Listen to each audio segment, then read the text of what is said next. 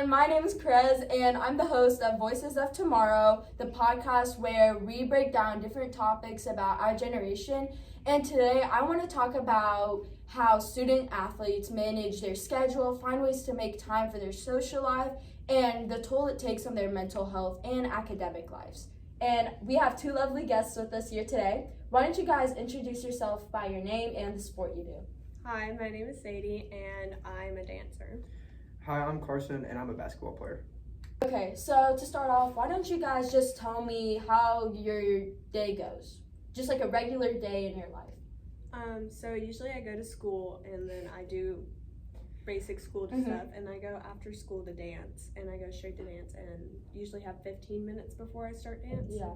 So I just put my clothes on, and then I go do dance. Yeah, what time do you usually come home? Like 9. 9 p.m.? Yeah. Yeah. What about you, Carson? Mine's very similar to Sadie's in that I'm pretty much at school for the first 7 hours of the day, and then I have to go to practice after school almost every day, and Yeah, what time do you come home? anywhere between like 7 and 9. Okay, so you guys are at school and at practice more than you are actually at home, right? Yeah, Yeah. that's why I usually call my studio my second home, because I'm there so Yeah. much. Yeah, a lot of people feel like their coaches and their friends are really close to them because a lot of times, and I don't blame people for this, they spend more time with their teammates and coaches than they do with their family and friends because they aren't given that time because of the sacrifice they have to make because of their sport. Do you guys feel like you have to make a lot of sacrifices? Yes. Do you guys have any like examples or anything? Usually I sacrifice times with friends that are in dance with me because Yeah. they'll ask me to hang out and I have to say, oh, I can't, I have practice. Yeah. Yeah. It's okay, That Sadie. happens a lot. I still love her, but okay. Whoops. Kind of similar. You have to sacrifice time that you want to spend with the people that you love because, and especially in my situation, practice can be like called like the day before and you have to be able to go. So there's a lot of last minute, and I hear a lot of times that athletes are really expected to do a lot more than just like other people who aren't necessarily doing sports or stay really late for practice. I feel like it's more with like if you did a sport that's connected to the school, that makes it a little harder because they expect you to balance it more because they know that you're doing both. But then sometimes when you're doing a sport and nobody really accounts for it because it's not at school, that makes it like a lot harder because they expect you to have all the time in the world. Do you guys feel ever like you're not able to live up to your expectations that you're given because you're a student athlete? Yeah, absolutely. Since we're on the topic of whether you have time to hang out with your friends and families or not, do you often find that your friends and family members are supportive of everything you do? Do you want to go first? I feel like my direct family is always supportive of me just because, they love me and they understand that I love that. But it kind of gets more complicated when you get into like the further out family because they don't really know what I'm doing. They just know that I can't be at all these things. Yeah. I feel like majority, like most of my family does support me in what I do, and usually my friends do.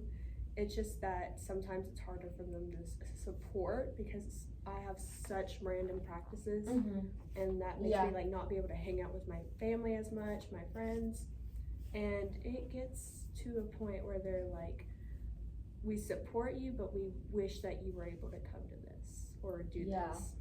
So what's something you wish other people understood about the mental toll that being a student athlete takes on you guys? I feel like some people don't understand that when you're trying to get validation from school and athletics at the same time with such little time in your schedule, it's really hard because you want to be the best at sports, but you also want to be really good in school, and usually you can only pick one. Yeah, it's really hard to juggle both. Because the more I realized this year, the more I focused on dance, the less I was able to focus on schoolwork, and like the less academically, like how good I was doing academically was like declining because I was trying to put so much into dance and like focus on everything in dance and not in school. And I realized that a lot of things this year did not go how I expected with schooling. Yeah. I didn't join as many clubs as I wanted. I didn't do as well in classes that I was hoping. A lot of things that I hear student athletes talk about a lot is something that's really referred to as the priority talk, which, are you guys familiar with that? Mm-hmm. Okay, do one of you guys want to explain it? I feel like one of you guys explained it better. I've gotten this talk a lot. I've gotten it from my mom before, but she doesn't give it to me anymore because she realizes dance is what I want to do. Mm-hmm. But I've gotten it from some teachers, and it's been Yeah. telling me you need to get your priorities straight and you need to focus on schooling instead of dance. And I've gotten kind of mad, and because I'm putting what I want first and what I'm planning on going for first, and I'm not planning on going in anything academic wise that they're trying to force me into, and I'm like, I don't want to do that. Yeah, I understand that. It's frustrating because all these teachers and sometimes even family will tell you to get your priorities straight because they think that my priority should be school over athletics, but they don't understand that I do have my priorities straight. It's just not what they see it as. I really Period. like that, yeah. So do you guys ever feel like your self-worth is somewhat in a way attached to your performance in your sport and studies? Mm-hmm. And if so, does that mean like failing or having a bad day at a practice or maybe even losing a game makes you feel any less about yourself, like your value as a person? Mm-hmm. I think so. A lot. Especially if I do an audition for something, like I've done an audition in the past and I didn't get that audition, and that was something I was really, really wanting, and I felt like overall I was just a worse dancer because I didn't get what I was hoping for and what I worked for, because it was a recorded audition and I spent 7.5 hours recording me dancing like over and over, and I felt like I put in so much effort for them to say, no, we don't want you. So you just feel like you're not good enough sometimes. You feel sometimes like you're not wanted where you're trying to go. Because the one thing that you're really good at, and then when you actually just don't have a great day, like even sometimes a lot of people, they won't have good days, like something personal may have happened, and it affects the way they play in their sport and the way they do in their academics, and you just feel really devastated. That's what I've noticed a lot. Yeah. So, do you guys ever feel like your identity is too tied into your sport? And do you know who you would be without it? He's like, no. You can go I first, think sister. my identity is very closely tied to my sport because, you know, anytime anybody asks something about me, like I lead off with that pretty much. Like I It's am like an a athlete. conversation Yeah. starter for you. And I just like, if I wasn't an athlete, I don't really know what I would be. What about you, Sadie? Do you feel the same way? Yeah, I don't have dance right now because we're on a break right now before we start up again.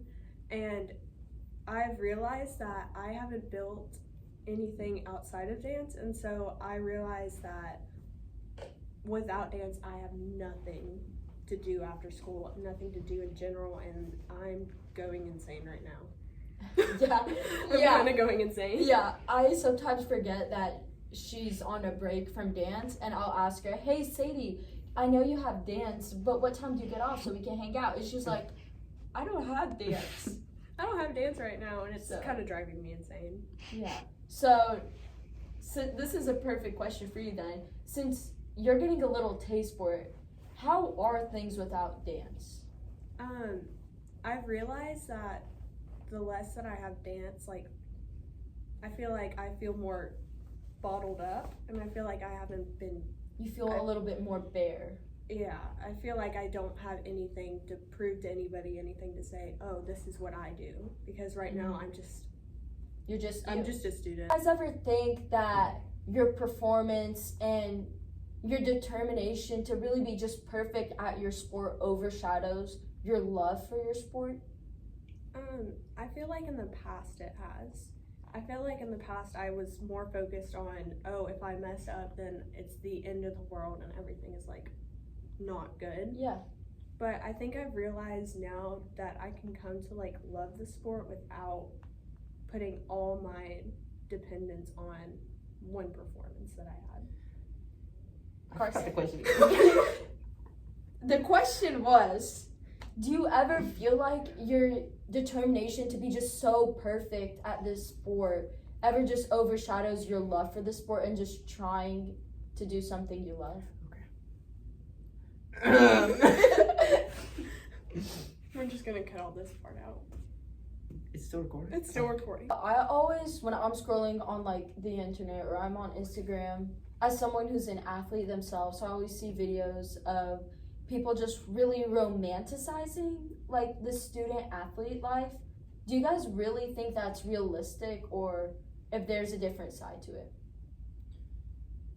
I feel like some aspects of it are that it helps you like have a better school life because you know more people and more people know you. More networks and connections. But it's not the dream because there's a lot of negatives to it as well. Yeah, I feel like romanticizing it is not it. Because, like, I don't love when I come home sometimes. I'm sorry. It's like it's an emotional topic. Oh, no. I don't like when I come home sometimes and my parents have already eaten, my sister's already eaten, so I come in and I just sit down by myself. See, that was something I was gonna bring up. A lot of times I see people like saying, oh, I come home and I always eat my meals by myself, and they always dream of having like big family dinners. But a lot of student athletes don't really have that, because a lot of them, you know, you guys finish off at around 7 to 9 p.m., right? Some nights at dance I do have like dinner breaks and stuff, so I don't have to worry about that. But sometimes I will, like, this was like last year, I think. This year it's been a lot better. But last year I'd come home and my mom would be like, okay, dinner's on the stove, you can like get Warm your it dinner up out. and yeah. So it's definitely not a, like, something to Yeah. romanticize, because I feel like it just It's not realistic. This is hard for her. Also, I remember when Carson just said that there's a lot of negatives to it, and people, when they romanticize it, they don't factor in that it has a lot of downsides, like all things do. Do you want to name some of the negatives or things that, you know, not favorable? There's obviously, like you said, there was like the lack of time with family and friends and lack of time to finish schoolwork. And it's just, it's hard when you're trying to chase perfection in my sport. A lot of people play my sport, and like you have to be really good to be better than a lot of people. Yeah. And it's really hard to see like all these other people, like when you're like scrolling through Instagram, you see all these other people that are your age that are doing way more than you could dream of. that happens a lot. I remember I had this conversation with Sadie once last year, and it's just come up to my mind. I remember we were talking about how she doesn't like posting herself like dancing because she doesn't want other people to do what she used to do, which is I don't like posting videos of myself dancing. For one, I just feel like I don't know, I just never found myself comfortable with doing that. And two, I used to, and I still do sometimes, I'll compare myself to all these dancers I see online that are doing all these insane tricks, or this I don't know, a kid younger than me that got into like this really cool company or is doing really good, and I'm like, oh. It's heartbreaking sometimes, and I know a lot of people, they always are really happy for others, but then it's hard for you to not feel less about yourself just because of someone else's success. Because I'm always going to feel happy for other people. I'm always going to feel happy for other people for getting their dreams and things like that. But then there's always going to be a part of me that's comparing and like, if they did that, why hasn't that happened to me yet? Mm-hmm. The hardest part is like looking back on something that you did and being so proud of it, and then you go see someone who's 2 years younger than you doing the same thing, but better. Yeah, it's not the best feeling. Mm-mm.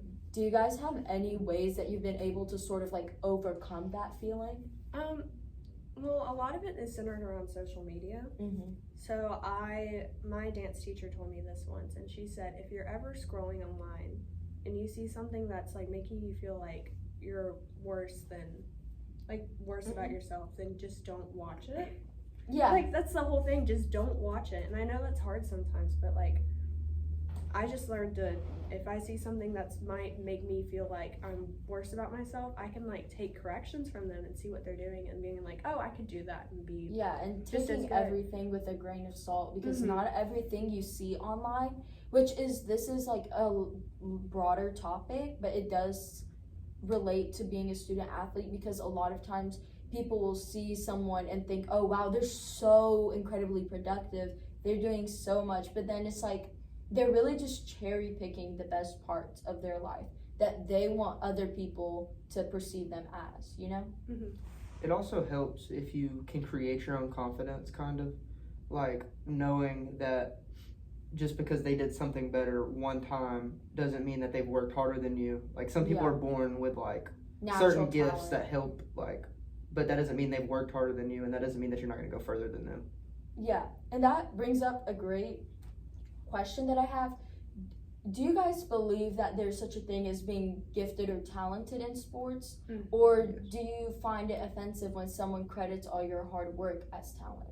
I don't know. Like, I feel like, especially with dance, there's people that are born with 180-degree turnout, which is just like how much your hips can open up in like dance. And then there's people that are naturally just really flexible, and they haven't had to like, obviously they work really hard, but they haven't had to work as hard as people that are just not naturally built like that. And I feel like that's the same with me. I'm just not built the same way as other people that are like insanely flexible and things like that. So I'm over here working like twice as hard to do it. So I think people are born sometimes, and specifically dance, with like natural talent. I definitely feel like in the aspect of basketball, people can be born with advantages. Like, I mean, for example, if you're like born really athletic or like really tall, in really your tall case for basketball. Yeah, it helps. Like, you can only do so much in certain situations. Yeah. Okay. So we've already covered a lot of different aspects of being a student athlete, and I know we've talked about the different sacrifices you've had to make and how you're obviously gonna have to sacrifice things, especially time. Do you think everything you're sacrificing right now will all be worth it in 10 years, and why? I feel like that it will be worth it, because not even like just doing the sport in the future, but you learn lessons from your sport, and like you learn like how to manage your time, how to work hard, like Discipline. Discipline. A lot of discipline. So you believe that the things you learn from your sport, like the values, are really important. And I do agree, you are able to like apply discipline and like being able to, you know, do all those things and different values that you learn from doing a sport and apply it to different areas of your life, right?